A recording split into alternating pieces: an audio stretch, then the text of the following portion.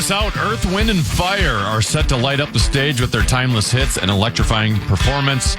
Secure your tickets now to see them at the Ledge Amphitheater on August 10th and get ready to groove to the legendary sounds of this iconic band. Get all the details now at KFAN.com. Keyword calendar.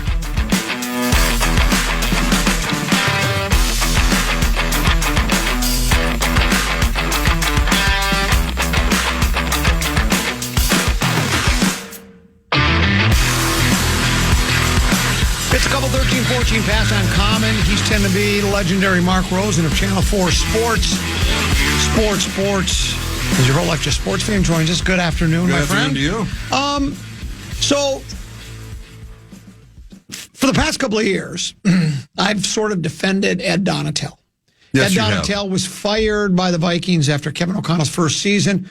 Club went, I believe they were 13-4. They lost in the first round of the playoffs. Defensive numbers weren't very good. Middle of the pack to bottom third in a lot of the different categories. Though, as I've pointed out, I think at least 4 games, if not 6, were clinched by defensive turnovers late in the game when the other team was driving. So fair enough. There's got to be something to said for that. Donatel is fired. B-Flow is hired. B-Flow and the Vikings, the Vikings go 7-10 the following season. A number of people pointed out, well, that had more to do with the quarterback play. Cousins was hurt. We had Dobbs, Mullins, etc. Right. So you can't blame it really on the defense. And then look what B-Flow did now. And I was saying, well, was it really Ed Donatel or was it the personnel? And then lo and behold, Mark Craig writes a piece on Monday that says the defense that Vic Fangio used to win the big game is the exact same defense that got Ed Donatel fired. And there was my voila moment where, like, there you go. And people were, well, no, that's still not the same, the different personnel. And, Ed Donatel's not working anymore. B-Flow had some of the same players. Ed Donatel should have known that if that defense isn't going to work, he should, if his personnel can't fit that kind of a defense that he and Fangio like to employ with just a 4-man rush, well, then you have to switch it up. And you can make an argument, I guess, for all of those. My comeback to that was, well, maybe what Donatel put out there, that was the only defense he thought could be successful, that the results would have even been worse had they done blitzing. And then if you want to take it another step further, then it's O'Connell's fault. He's the guy that hired him. Right? So if you're going to blame anybody, why blame? I mean, there's a pecking order here. And what I'm trying to say is, people, I'm not saying that Ed Donatel, I've never said he shouldn't have been fired. All I was saying, everybody's got to have a fall guy, as Chris Carter says, and that season, the fall guy was Ed Donatel. And I think fans, and even media, they like the solution to be very simple. Defensive coordinator. It's the quarterback. It's the GM. It's this or that. It's never, to me, it can be a bit more complicated than that. But, and I don't know why I wanted to revisit it. It was just because I was getting pushback again when I see a piece read that they're running the exact same defense. And to me, that was proof positive that if you have the right personnel, you can run a lot of different defense. And that Philadelphia personnel is really, really good. Well, we see this. We didn't have to blitz once. We see this all the time. The flavor of the month, the flavor of the year. Offensive coordinator, defensive coordinator. The Vikings have certainly had their share of those. The coaches that they get promoted and have an opportunity to be, the head coach of teams. So it's Kellen Moore is the latest who got to stay in New Orleans right after winning the Super Bowl on Sunday. Now the head coach, from the offensive coordinator to the head coach. The Vikings have had a slew of them, and I think Brian Flores became a lot better defensive coordinator when they signed Andrew Van Ginkel, Jonathan Grenard, and Blake Cashman, along with improving their secondary. I mean, I know, yes, there are times. I know Jordan Love was recently quoted as saying, I think he was on a podcast of some sort, and he said, that Viking defense was as good as anyone we faced this year. Okay? And that's legit. I mean, they probably were. I mean, when they were facing, the right circumstances, when the Vikings could go after them. But you look at other games, they didn't look so good. I think you could say that about a lot of teams, including the Kansas City Chiefs this past weekend, when the ballyhoo defensive coordinator who's been there forever gets shredded at times. Spagnuolo, they're always taking shots at him on the sidelines, like he's Vince Lombardi reincarnate. Well, he's got some pretty damn good players on that team. And it's not to suggest that guys can't win because your scheme is better and you can outsmart people. And I think that you got to be calculated about when you're going to call for the blitz, when you're going to do this, when you're going to disguise something. But the veteran quarterbacks in this league have seen it all. And they can usually prepare for something. Yeah, you're going to get off guard here and there. But generally speaking, so whether it's Ed Donatello, I think Donatello's problem, and I think if you recall, most of the time the Vikings got shredded over the middle of the field. I don't know if it was the kind of zone defense they were playing, but there seemed to be, if the right word is duplicitous, or whatever it might be, teams were really learning how to attack the Vikings, looking at them on tape, and they kept doing the same team. I mean, different teams kept doing the same thing. And that many times the slant patterns over the middle of the field where you're going, how is that guy so wide open? He's got 15 yards to work with. And we time and time again, and you're just sitting up in the press box, whatever, going, what are they doing out there? And that seemed like a lot of that was scheme. So, probably,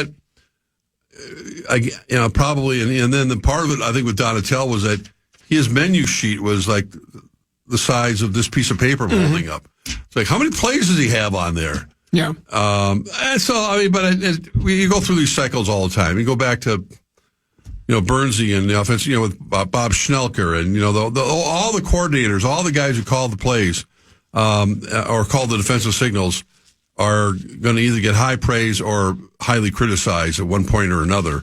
And, in case of the Vikings now, obviously KOC, even though they have an offensive coordinator in Wes Phillips, KOC is the guy who's calling the plays. And I think their time, and he leaves himself open for criticism, and he admits it. I got to be better at this. And then part of the learning curve. And then you have the coordinators, some of them are up in the press box, some of them are down on the field. Defensive coordinators, the same thing.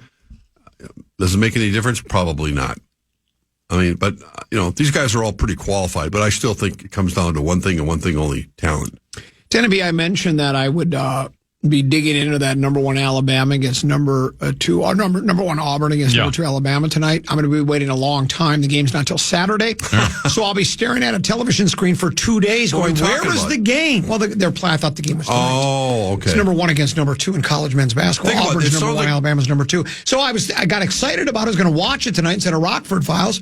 And then several people have texted me and said, common game is Saturday. So think about it. That sounds like your classic fall college football. That's what the story was talking about. Was it? Yeah. That's what they really, that's where their real rivalry is, and they're both football schools first, then basketball schools. And Tennessee's got a really good basketball team. I mean, I haven't honestly been following college basketball that much, and we're getting closer when we start getting into the tournaments, and not the March Madness, but the conference tournaments, et cetera, et cetera.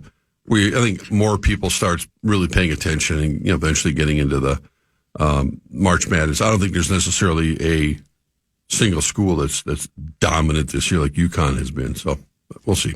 It's fun. This text message says there were many, he has that capitalized, many games that season where QB started 15 and 15, 13 and 13 against a soft shell with no pressure from the front four. Yeah. Oh, the Donatello one? I guess. Yeah. I mean, I think that's what was our record that year? Which year is he talking? The Donatello year. Pretty good. 13 and 4. Yeah. Well, that was a first. Yeah, that's right. It was 13 and 4. Is that the Daniel Jones year? That was the Daniel Jones year. Yeah. I think it comes down to, again, what happened. Well, 24 points. That's not. No, I know. I mean, Danny Dimes came in here and shredded. Yeah. He is did, that all? But see, here's what happens. This is my point. Well, I don't want it to be too complicated. It can't be too many things. Yeah. So let's find a fall guy. Got to be the defensive coordinator. Well, it happens all just the like time. Everybody else. Yeah. Well, and then you know what other people were doing? They basically put the entire loss of the blame on Cousins because he checked down to I remember to Hawkinson. So it was all his fault that they lost. Right. Okay, I guess if you want to simplify it and dumb it down to one play or one moment or one guy, whether it's a coordinator, coach, general manager, or player, go ahead. I think it's a bit more. Yeah, there's so many things that happened in that game that you could point to. No, well, that's what I would. What I would tend to agree with. Several things I want to get to today. Sure. Including, I want to talk about the Timberwolves. And I was there last night. Well, you were there. Oh yeah. Media, or did you have a courtside seat? No, really, it was media, which was fine. Yeah, it was like watching for a while. Watching a preseason game. I mean, the Wolves had 3 rookies on the court, and Ed Ingles. Is his first name Ed? You're thinking of Ed Ingram. Ed Ingram. No. I'm thinking Ingles. And of course, Milwaukee was without their 2 best Giannis players and Lillard and the That's Wolves. Joe Ingles, yeah. But I mean, that's the kind of game it was. It was like Clark, Gillingham, Shannon, who looked good, by the way. I like that kid. He played a lot of. You've had your eyes on him for a long time. Well, I mean, Terrence Shannon. If there's a sunny spot with all the injuries and everything going on with the Wolves. Well, let's do this. We'll talk about it. We're up against the break. Let's take our break. Take our break. Other side of it, Tennessee, you have a keyword, correct? So Tennessee is going to pass along a keyword, our national cash contest. Then we'll talk some Timberwolves basketball. They lose by 1 last night to Milwaukee. That's next here on The Fan. The Fan wants to give you a shot to put $1,000 in your hand with our national cash contest. Enter the keyword cash at KFAN.com now for a shot of winning. The keyword is cash. Enter now at KFAN.com.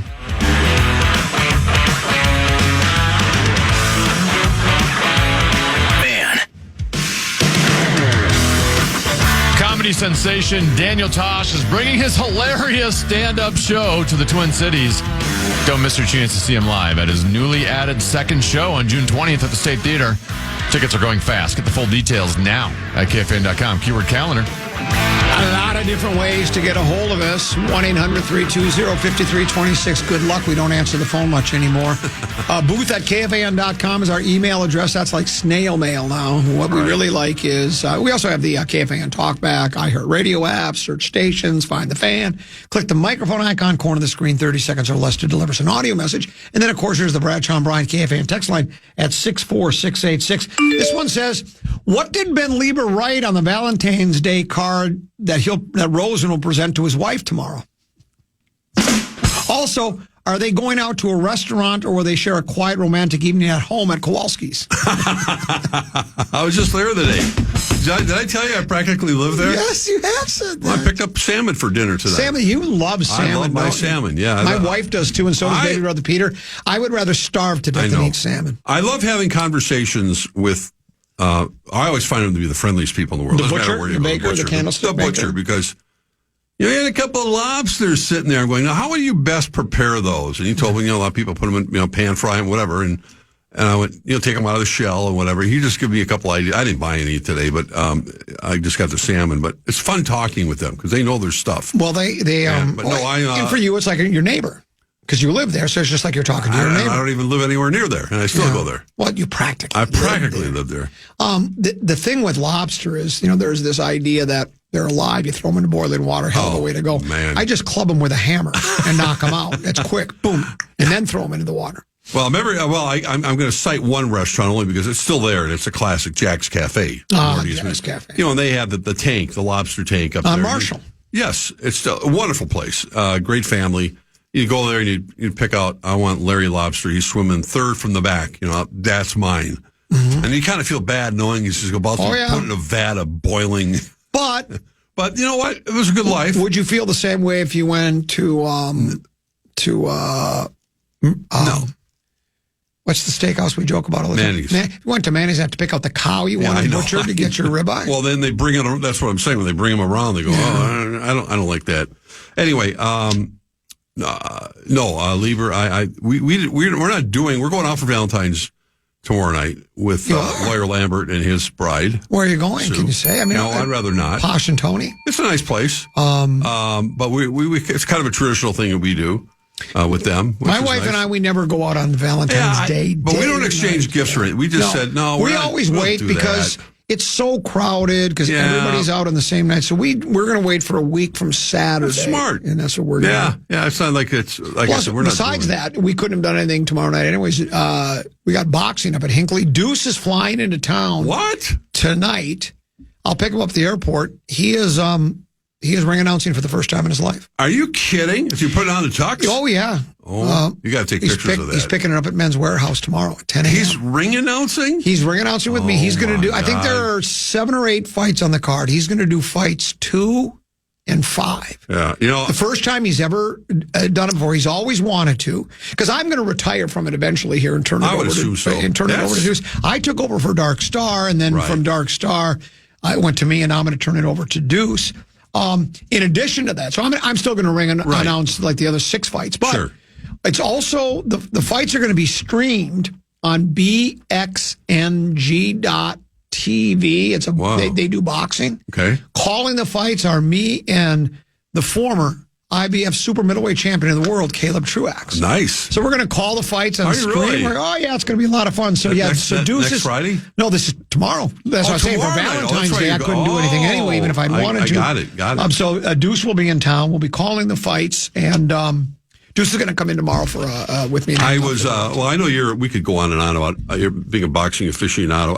I stayed up way too late last night because what happened I run into on my TV is Raging Bull, one of the 5 greatest movies of all time, and Jake LaMotta and of course De Niro. I mean, it's an incredible performance, and you're hypnotized by him. But I'm watching the ring announcer. I mean, and he's fighting Sugar Ray Robinson 3 times. Sugar Ray Robinson. And you just realize what characters. They actually fought 6 times. Did they fight 6 times? Well, they had 3 of them, I think, early on in the movie. But the ring announcer won one of them. He was 1-5. Yeah, I saw the one when he beat him. Yeah, but anyway, I liked the ring announcers. Ladies and gentlemen, especially the old school ones. Out of central casting. I like. Yeah, I'm old school to begin with, right? You and I both kind of like this olden time stuff, and I like the way they did it before. Nowadays, especially with Buffer, he's making it more about himself. The people love it. I'm not disparaging him and saying that's not like when I do ring announcing. I really don't. People go, "So do you got like a trademark? Let's get ready to rumble." I go, "Not really. I just kind of do my thing. I leave it more to I get enough attention noon to 3. These guys that are fighting, especially locally here, it's not like, the guys that are making multiple millions of dollars to fight. It's not like it's Canelo versus, Benavidez or something like that. These are just young kids plying their trade, trying to get better. The attention should be foisted upon them. Yeah, I'm happy to hear there's a good card. I hope it is a good card. I hope there are some good up-and-coming boxers, because I really do miss the people say, what I miss, because my boss at the time, Hal Scott, as you know, was a big boxing guy. And I followed a lot of as you know, we had a lot of, not just the Scotty Ledoux of the world, Jim Beatty's of the world, the Rodriguez family. Will Grigsby won a world championship out of Minneapolis. Damn good boxers in this town. Well, back in the olden days when we had the Flanagan brothers, we had world champions. I guess more of early 70s, whatever. And they'd pack. Dwayne Bobbick. Yeah, of course. Yeah, Bolus, Minnesota. So they... anyway, that'll be fun for Deuce. Good for him. Yeah, so he's looking forward to that. He's been practicing. You're looking for like a tagline to say it? Yeah. Left box. Left box. Left fight. Or how about left punch? Left punch. You get to be dramatic? Like, you get to announce the decision, too? Like, oh, sure. Referee, Rady, Johnson had it. Not referee, the judge. The judge had it, whatever, and then you make it dramatic. Oh, yeah, you pause. Especially the best part is when it's split decision. Oh, then the fans groan. Man. Ladies and gentlemen, the judges have reached a split decision, and then all of a sudden, then they start groaning. Judge Joe Bag of Donuts scores the bout. And then you give the score. What they should have done. Then you give the other one. He gives it to the other fighter, and then you pause for the last one. You go, and then Judge Mark Rosen scores the bout 107 to 104 for the winner. Long pause, and then you make the announcement, and then you get half cheers, half boos, and all. Think about it. They could have done that with Glenn Taylor against Lorian Rodriguez the other day. It made it an event and had someone announce it, and then because it's you got one for Taylor, one for Lorian Rodriguez, and then the final decision. They were not there, by the way, last night. It would be very short. Yeah. It would, because they would just make the quick announcement. That was it. We wouldn't get to watch 10 rounds of fighting. No, that's true. So, Lori and Rodriguez were not there? No, they were not. What about Glenn and Becky? No, they were not. He hasn't been there since his recovery. I think he's still recovering from hip surgery, like me. Well, who's manning the store? I saw Tim Connolly there. Yeah. Kind of running the show. It was very disappointing, though. I mean, it was, despite the fact that both teams were extremely shorthanded. Let's do this. Yeah. We're up against a break. I understand. I know we were supposed to just talk about. That's all right. It's no big. We were about to talk basketball, breathlessly for this. We were ready to talk basketball. We got sidetracked on another topic. So let's do this. Let's take a break. When we come back, we will indeed get to the Timberwolves last night. They lose a heartbreaker 1-point game to the Milwaukee Bucks. Meanwhile, Bodega Cat simply splendid again last night. 44 points, 10 rebounds in a overtime win over the Hawks. So we did try to blow the game. He threw in an inbounds pass that allowed Atlanta to tie the game, but they ended up winning nonetheless. So we'll talk a little NBA. Other side of the break, Common Man Program and Common 10 to be Mark Rosen here on the Fan.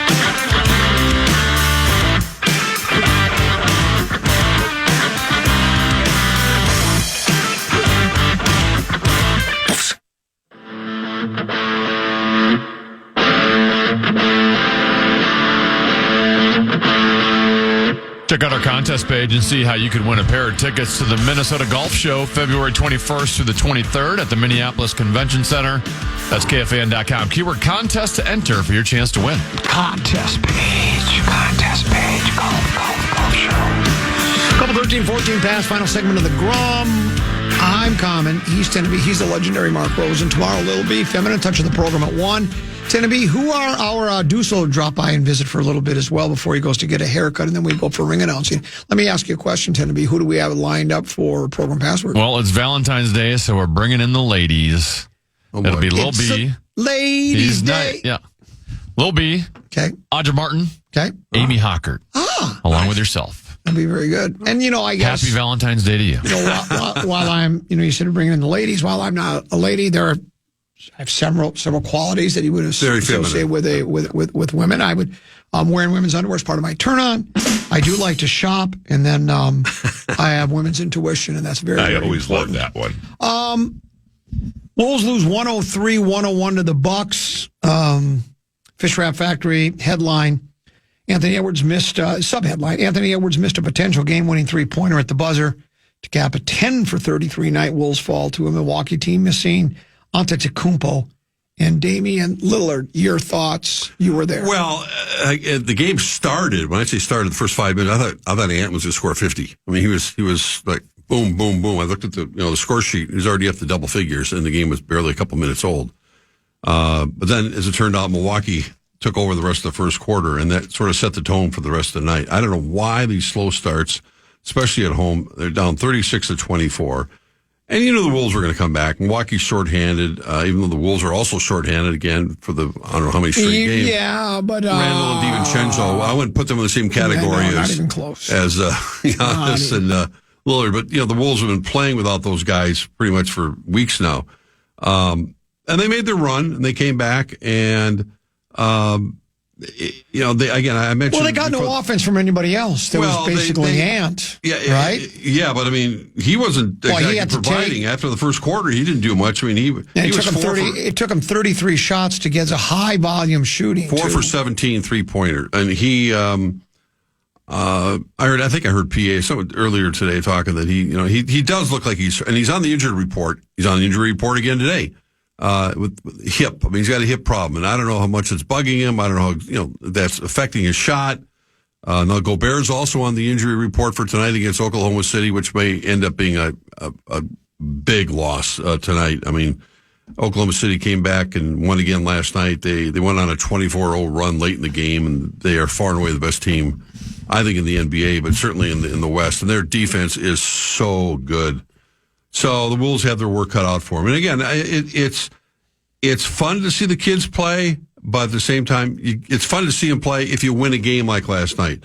That's the first time I've seen extended time when Terrence Shannon, the Illinois kid, really got a chance to play, and he's got some game to him. He can, as I heard Parker Fox talk about him, that he played against him, at Illinois, and when he was here a year ago, and he gets up and down the court in a hurry, and he's not afraid to shoot the ball. He's got a little more game, I think, than even Dillingham looked a little skittish last night. Like, he didn't seem real sure of himself. Missed some little bunnies inside where he worked hard to get the rebound. But they had, I think, at one point, like I said, they had Clark, they had Dillingham, and they had Shannon out there, and Ingles was out there. So I'm thinking, what is this, a G League game we're watching right now? And they just, Gobert did the best he could. He had an advantage inside, and was 10 for 14. And they kept coming back and kept coming back. But it's been unfortunately a reality that Ant has not been able to close the deal. I mean, he's had many opportunities to score game-winning baskets in the last 5, 6 seconds or 10 seconds, whatever it is. Last night, Milwaukee took a 1-point lead. The Wolves could have taken a timeout and advanced the ball to midcourt. Finch said afterwards he didn't want the Bucks to bring a defensive player out there to kind of change up what they were doing, so he just had Ant bring the ball up, and he had a good shot. It wasn't like he was, they just jacked one up there, and he had a clean look, which we've seen him make, how many times, but went in and out, and that was the game. They had a chance to, if he had driven the lane, probably would have got fouled, go to the line for 2 free throws, and, maybe send it to overtime. But these games hurt, and now you put yourself in that situation where they're probably going to lose tonight unless they, I don't know, the resources that they're going to have to dig deep to beat OKC tonight. Okay, I think that Mike Conley's also out, and they miss him. I mean, he's got a bunch of little assortment of injuries. They're looking for the All-Star break. They're definitely not. After the game, when I was walking back to listen to Finch talk, I saw Dante DiVincenzo walking back to the locker room, and he was walking without a limp, which was good. And again, he has, I think, the equivalent of turf toe, which has been weeks, and it's as we all know, it's painful. It takes a while. I'm hearing that Julius might be back before Dante will be, but that's not very long after next week. So they got to get the reinforcements back to have a shot at maybe getting a 6th seed or whatever it might be to get out of the top 7. You don't think this team has any chance to win an NBA title? No, do you? I do not. There's 0 chance. No, they had a better never chance. Say 0, but they I had don't a better think so. chance last year than this year. They're just not the same team. No, they won. Well, they won 56 games last year. They got to the Western Conference Finals. They had a way of closing out games that we just haven't seen this year, and that's the thing. And I mean, it's when you're playing without the 2 guys, basically the 2 guys you traded Karl Anthony Towns for, and you're playing how many straight weeks into it? You're not going to be the same team. I'm still anxious. They were playing their best basketball. Randall was, and so was DiVincenzo, right before they got hurt. Mm-hmm. And that's too bad, because I think we would see they were starting to gel, is what you're saying. Yeah, I mean, I think the silver lining, like I said, is that, if Shannon gets some more playing time, Dillingham and Clark, these guys get a little more experience right now. Not that Finch is going to expand his bench anymore, but I think he's got a little more confidence, particularly with, a guy like Terrence Shannon, who was, buried in the G League. I didn't know if he was going to play at all. Dillingham reminds me a little bit of Allen Iverson. Okay, I heard you somebody brought that up. Because he can dribble the ball very quickly. Apparently. I mean, he's got skill, but the poor kid is just, he needs, it's like one of the things, that when you miss little layups like that, when you get, you work so hard to get an offensive rebound, and then you get that little layup, and you just miss the little bunny we used to call him. Yeah. So anyway, it was very disappointing, and we'll see what happens tonight. I'm not very optimistic, to put it that way. Tonight against OKC. I know they played last night, and then blah blah blah, but they won. They outscored their opponent. No, God, they're on a mission. They are on a mission. I mean, right now. So then again, you talk about their offense. I mean, we heard defense. We read the quote from Antetokounmpo about a week or 2 ago, where he basically said, he did the same thing I've said forever. Private jet, pull up, the car's out, parked in front of the plane, correct, warmed up for you. It's not a big. Playing back-to-backs is nothing to these guys. It's an excuse that I wish. We've heard Antetokounmpo say it.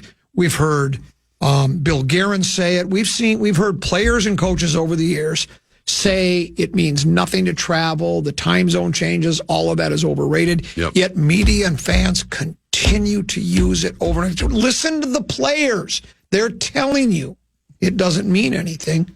But people don't want to listen to that, because again, it's easy to just write. I need an angle. I'll go with the travel. I'll go with I think they played back to back. The other team didn't. Right. I don't think it makes, when you're 24, 25. It doesn't. Years old, it makes very little difference, if any at all. You can play all day, all night, basically.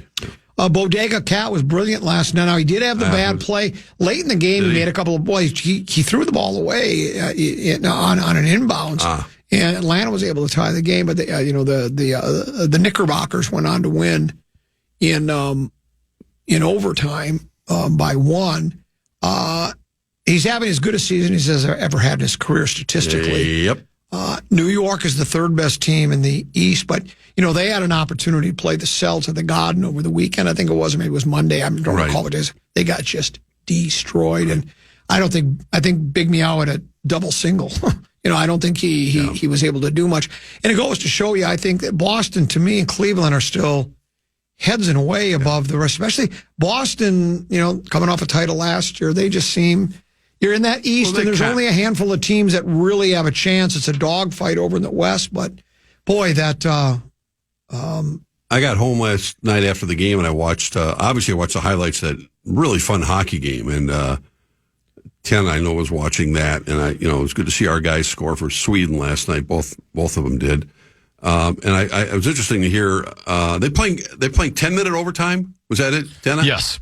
And I heard, was it McKinnon who's quoted as saying, because I think in the NHL they've talked about it. He goes, man, I was gassed after 5-6 minutes. I mean, don't do that in the NHL. Don't play a 10-minute overtime. Granted, last night... Don't play your starters over, your top guys over and over again. Well, there's a solution to that. Yeah, it's probably true. But I think in that game... Especially in Canada, they can find some other stars. Yeah, they can. I would say 8 minutes. Quote, 8 minutes. Well, whatever. I'm just using... I'm saying 8 minutes is what I would go with. Yeah, that might be a good compromise. But U.S. plays tonight, right? Against... they got Finland tonight. 7 o'clock. Yeah. So I saw that, and I watched the end of the Dallas... Dallas won a game at home last night. They were actually happy last night. They beat your guy, Jimmy Buckets, and Golden State late in the game last night. So they finally got a win. They finally pulled a fat out of the fire, as we like to say. Looking at, give me 1 second. I'll text this in. Right now in Minneapolis, sunny skies, 8 degrees. Wind is 6 miles per hour, feels like 3. Fort Myers, 84 degrees right now, feels like 90.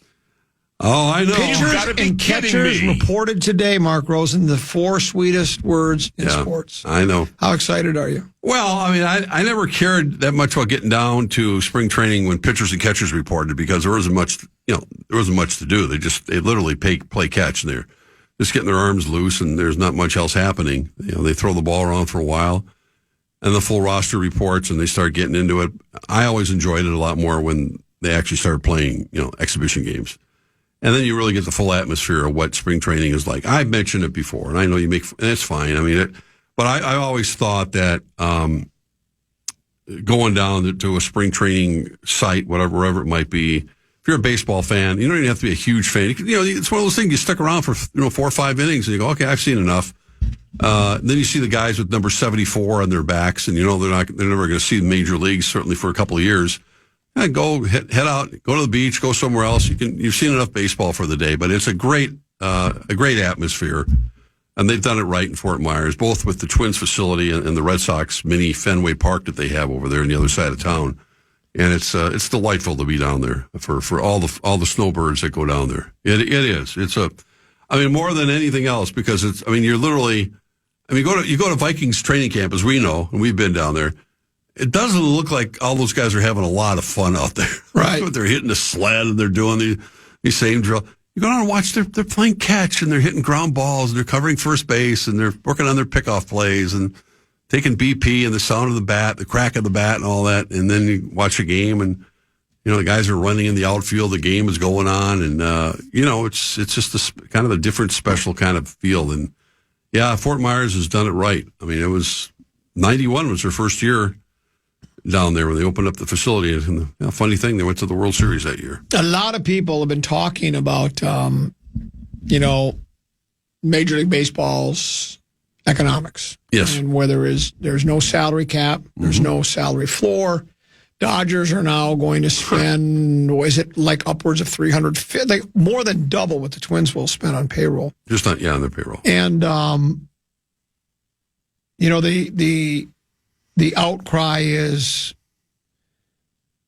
they're ruining baseball until they do a salary cap and a floor. They have the big market teams. The Yankees spend a lot of money as well. And what's interesting is there are other people, and I think I'm in this camp as well.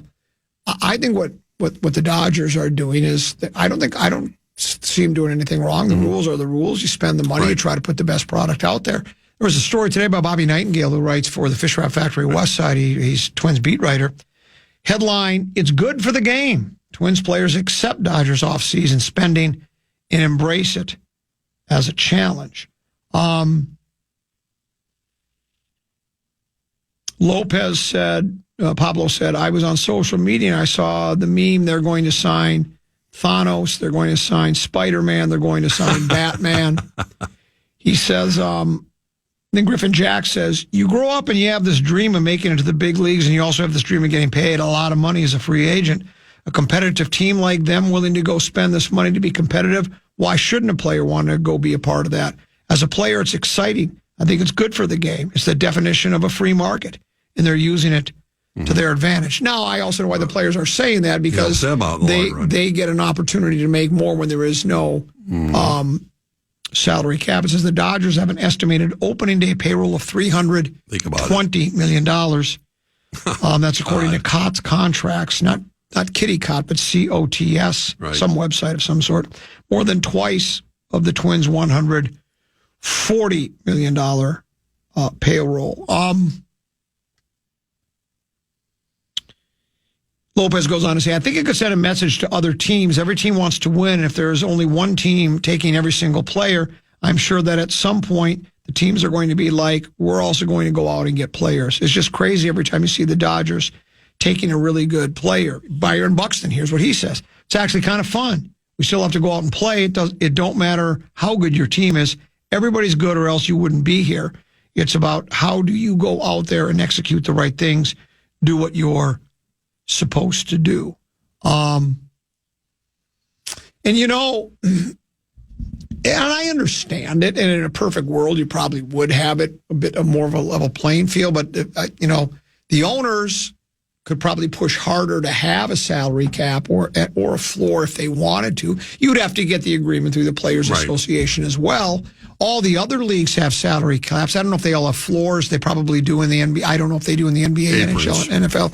If they have, where you have to spend so much money, or you just that's what happened with Oakland last year. Yeah, there'll be punishments for you.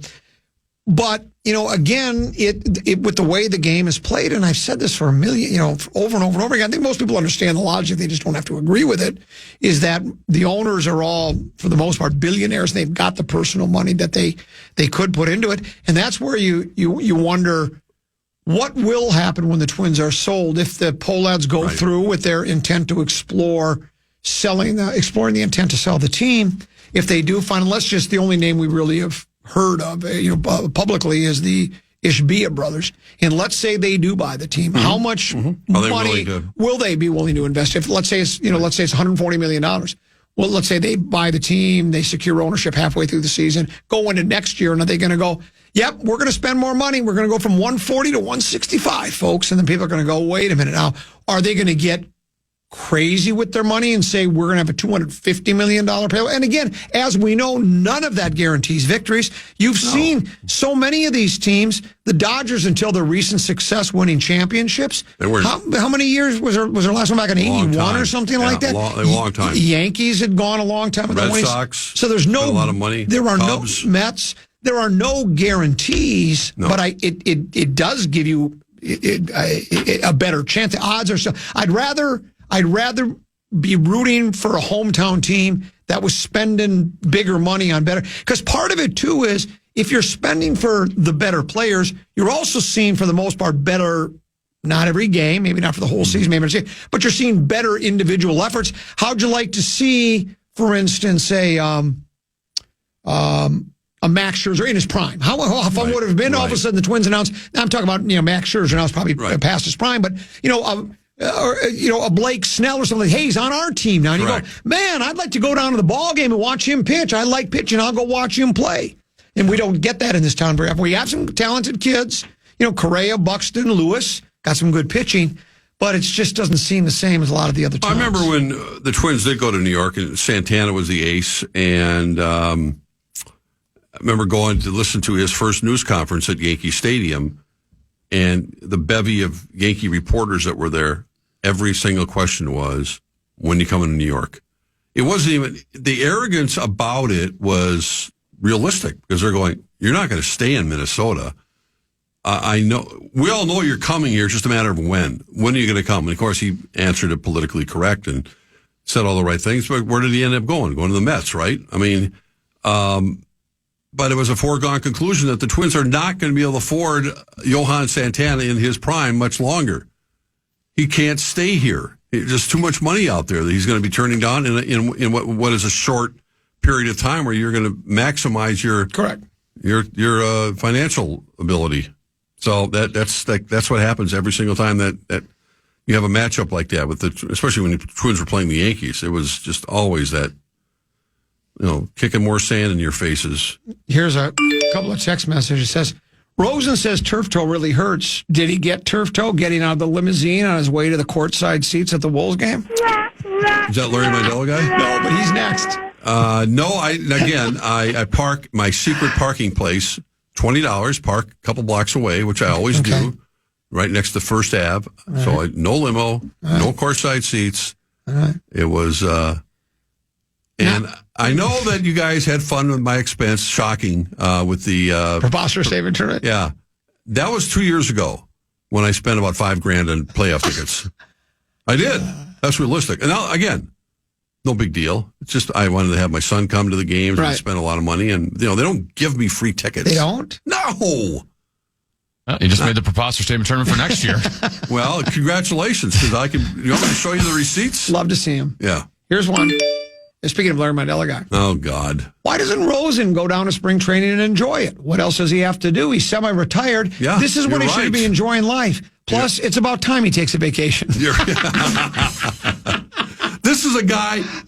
This is coming from a guy who literally does nothing between the hours of noon and 3. Noon to 3? Noon to 6 every single 5:30 to day, 6:30. Listen to this show.